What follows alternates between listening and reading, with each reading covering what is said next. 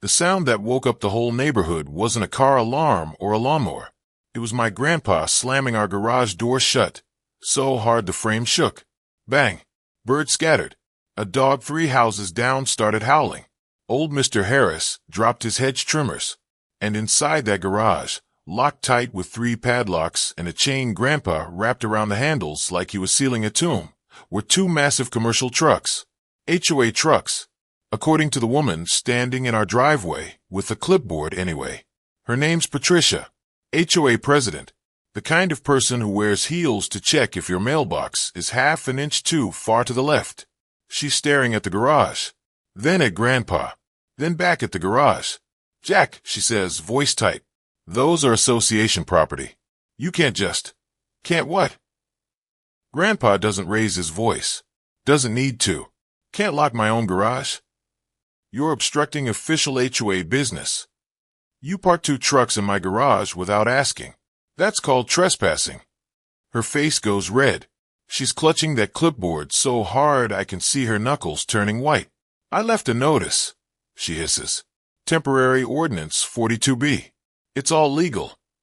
Grandpa pulls out his phone, dials without breaking eye contact.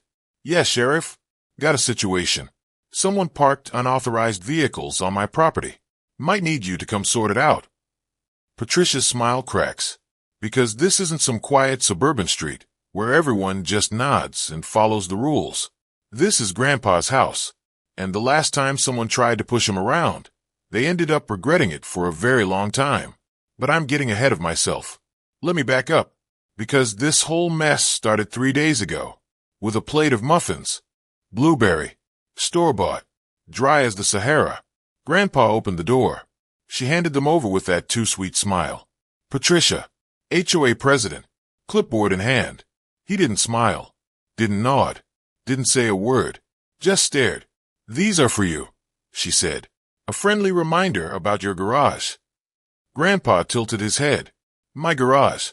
Yes, she said, voice still syrupy. Temporary Ordinance 42B. We need to use underutilized garages for HOA storage. Grandpa didn't answer, just looked, long careful, like she'd said something insane, which she had.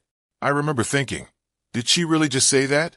Then she smiled again, teeth showing, handed him a slip of paper, and walked off. No doorbell. No thank you. Just gone. Grandpa looked at the muffins, looked at the paper, then back at the empty driveway. Kid, he muttered. People don't ask if they think they already own it. And that was when I knew. She wasn't asking. Not really. She was taking. And 3 mornings later, the truck showed up. Black. Gray. Massive. Rolling right into our driveway like they belonged there. The truck sat there. Black and gray. Engines off. Quiet. Too quiet. Like they were daring us to touch them.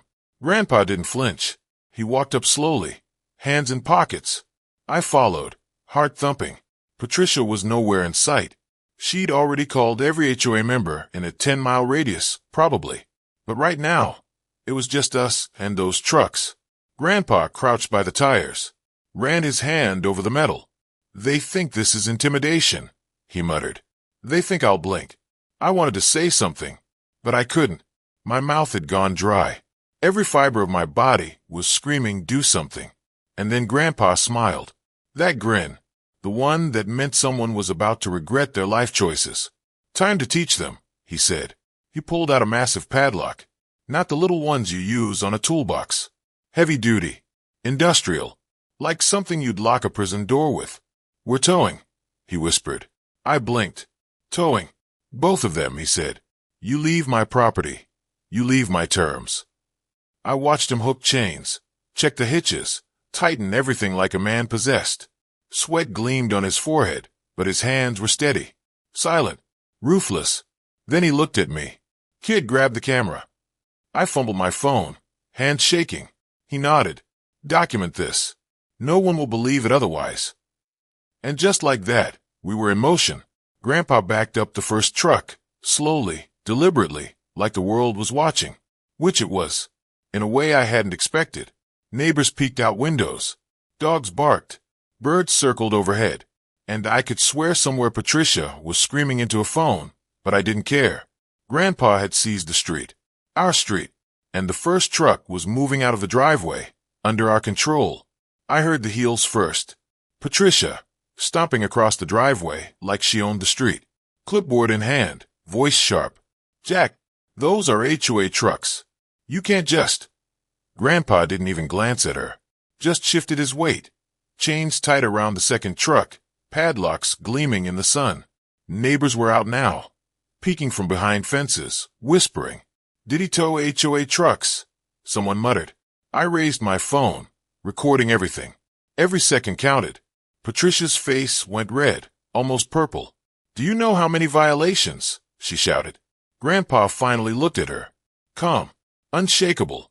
"Violations? You parked 2 trucks on my property. That's trespassing. Documented. Sheriff's on the line." Her hand shook. Her clipboard wobbled like it could fall at any second. She opened her mouth, but no words came out.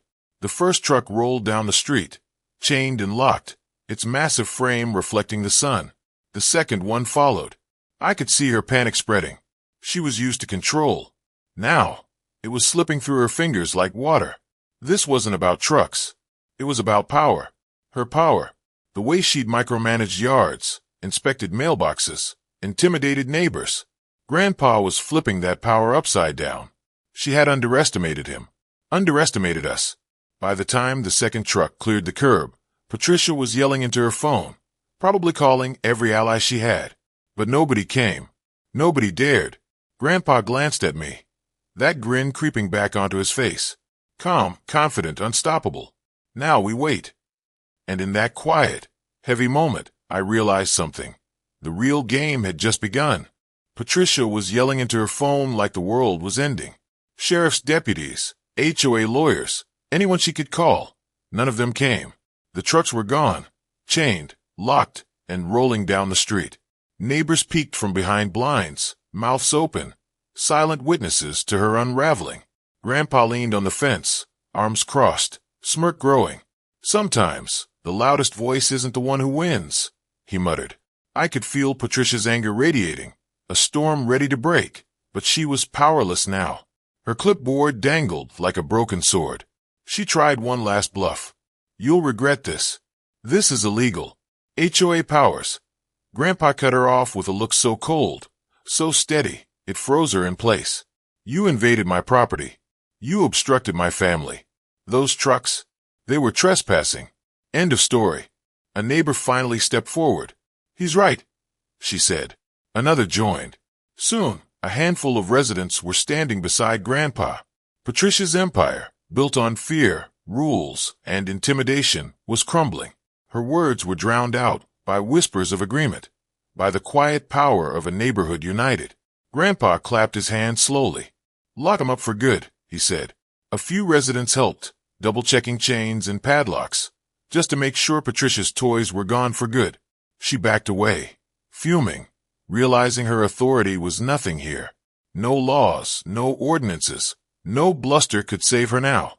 She was powerless. By the time the sun set, Patricia had retreated to her car, heels clicking angrily, clipboard abandoned on the curb. Silence settled over the street, heavy but satisfying. Grandpa turned to me, eyes twinkling. "Justice isn't loud," he said. "It's steady, it's patient, and it hits harder than anyone expects." For the first time in years, our block felt free. The next morning, the street was quiet in a different way. Not tense, not wary. Calm.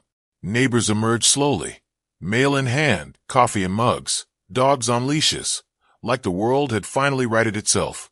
A sense of small victory hung in the air. Patricia didn't show. Her HOA empire had collapsed in front of everyone, her clipboard now a symbol of overreach and humiliation.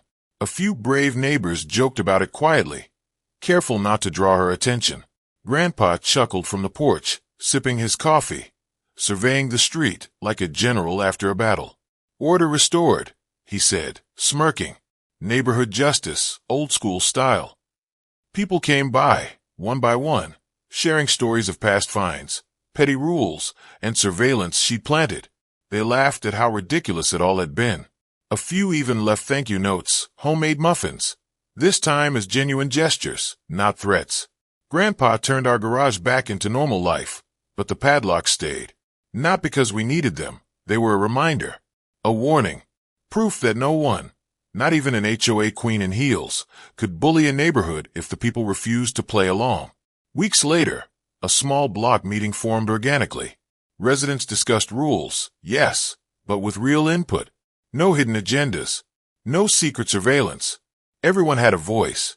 The street felt alive again, like it had been waiting for someone to say, "Enough." I caught Grandpa one evening, standing by the garage, leaning on the fence, eyes on the sunset. He smiled at me, a little mischievous, a little proud. "Sometimes," he said softly, "the best way to win isn't with anger. It's with patience, and knowing exactly when to slam the door." And just like that, Patricia's reign was over. The street was ours again. Free, messy, loud, happy. And for the first time in a long time, it felt like home.